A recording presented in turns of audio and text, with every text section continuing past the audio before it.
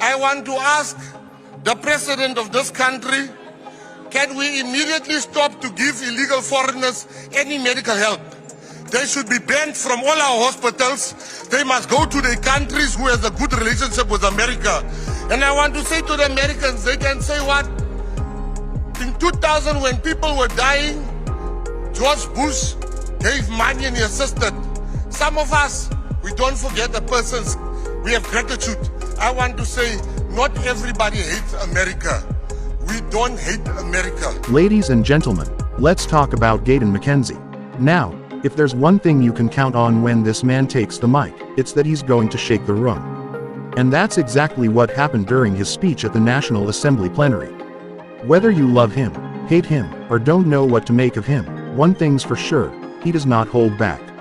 Listen to what he had to say. Honorable Deputy Speaker, you know, I teach my kids.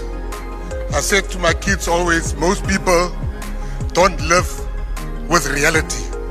I said, if you want to be successful, look at your reality, not perception. America needs South Africa. South Africa needs America. If we don't work together, both of us shall lose, but South Africa shall lose more. America does not have doctors currently that's out of a job. We have medical students that don't have a job. Worse PEPFAR, worse out PEPFAR, it shall be worse. People are going to die. HIV/AIDS is going to kill our people. I am coming here today. If you hate America, that's fine. If you think this is about Donald Trump, that's even fine. But this is not about Donald Trump. This is about the 230,000 people that will be out of a job. This is about the people that will be dying. I'm not here. I don't care what you feel.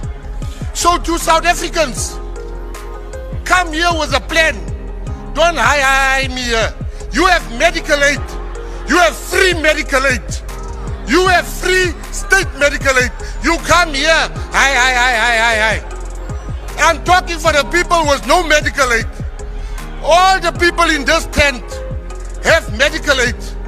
And the ones that run to America, I want to warn you, we have a Minister of International Affairs. We have a president. The reason why you're not posting the pictures of your American stay, because you met the janitors, you met the people there, this gate. Show us who you met. So I want to say to South Africa, let's be calm. Let's fix our relationship. You talk about BRICS. Russia, rightly so. Russia jumped to the opportunity to restore the relationship with America. India was the first visit that happened, was India. Don't come here. The world is going right. You want to go this way. We need each other. So I want to say to South Africans, you can howl as much as you like. At the moment, we can't even give our doctors a job. In conclusion, because PEPFAR has been removed, there's now 17% of the money is gone. I want to ask the president of this country, can we immediately stop to give illegal foreigners any medical help? They should be banned from all our hospitals. They must go to the countries who has a good relationship with America. And I want to say to the Americans, they can say what? In 2000, when people were dying, George Bush gave money and he assisted. Some of us, we don't forget the persons. We have gratitude. I want to say, not everybody hates America.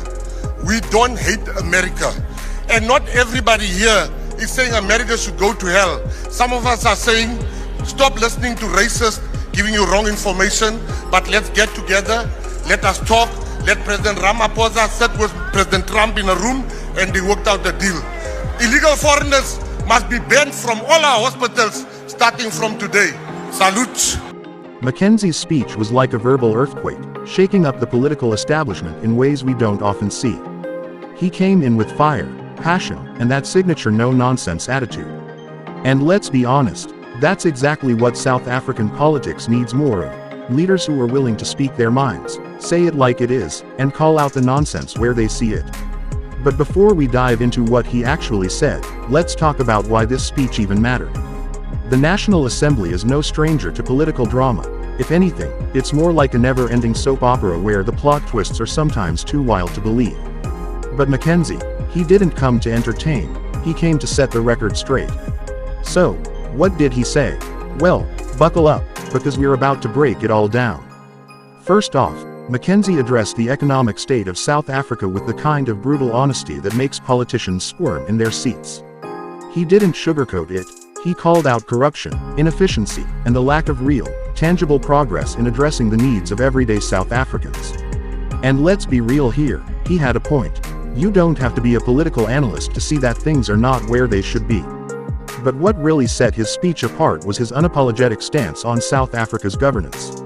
He made it clear that too many people in leadership positions are more interested in personal gain than national progress. And if you've been paying attention to South African politics, you know he's not wrong. It's the same old cycle. Promises get made, nothing gets delivered, and then we get a new round of empty rhetoric come election time. And then there was his take on foreign investment. Now, this is where things got interesting. McKenzie didn't just talk about how South Africa needs foreign investment. He called out the fact that the country is actively pushing away potential investors with bad policies, instability, and, let's face it, way too much red tape. It's like inviting guests to your house but making them go through a 10-hour security check, a maze, and a final boss battle just to get to the front door. Who wants to deal with that?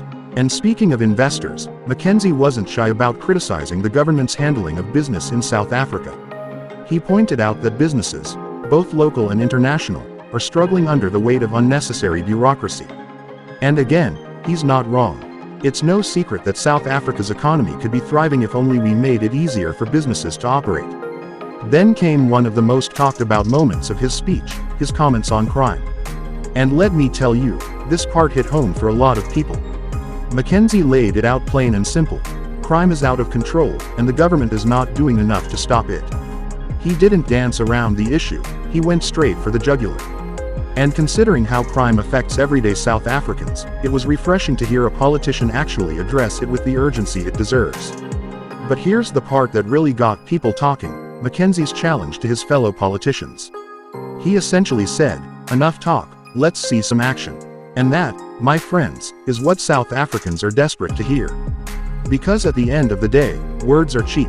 Promises are made every election cycle, but the reality on the ground tells a different story.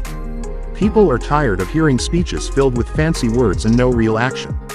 McKenzie called for accountability, and honestly, we need more of that. Now, let's talk about the reaction. Because if you thought this speech was going to be met with polite nods and quiet agreement, think again. Some politicians looked like they wanted to disappear into their chairs. Others clapped enthusiastically, clearly in agreement. And then, of course, there were those who immediately went on the defensive, because when you call out the system tends to push back. The media, as expected, had a field day with this speech. Headlines ranged from, "McKenzie slams government failures," to, "Gayton McKenzie, South Africa's new political firebrand." Some praised him for speaking the truth, while others criticized him for being too blunt. But hey, at least he got people talking. On social media, the reactions were just as divided. Some people saw McKenzie as a much-needed voice of reason, someone who's not afraid to tell it like it is. Others felt that while his points were valid, he needed to present more concrete solutions rather than just critiques. But no matter which side of the debate people were on, one thing was clear, his speech made an impact. And that brings us to the big question, what now? Because let's be real, a powerful speech is great, but what happens next is what really matters. Will his words translate into action? Will the government actually take his criticism seriously? Or will this just be another fiery speech that gets swept under the rug as the political machine keeps rolling on? If there's one thing we know about McKenzie, it's that he's not the type to back down. He's made it clear that he's in politics to make a difference, not just to warm a seat in parliament. And if this speech is anything to go by, he's not afraid to ruffle some feathers along the way. So, Where does this leave South Africa? Well, that depends on whether people are willing to demand more from their leaders. Because at the end of the day, real change doesn't come from speeches alone, it comes from action, accountability, and a government that actually listens to the people. But what do you think? Was McKenzie's speech exactly what South Africa needed to hear, or was it just more political theater? Let me know in the comments.